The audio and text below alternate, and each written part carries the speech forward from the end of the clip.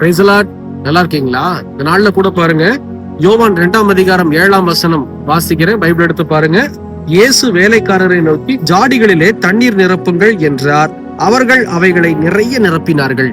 இன்னைக்கு இந்த வார்த்தை காணா ஒரு திருமண வீட்டுல ஏதோ ஒரு குறை என்னன்னா, திராட்சரசம் குறைவுபடுது.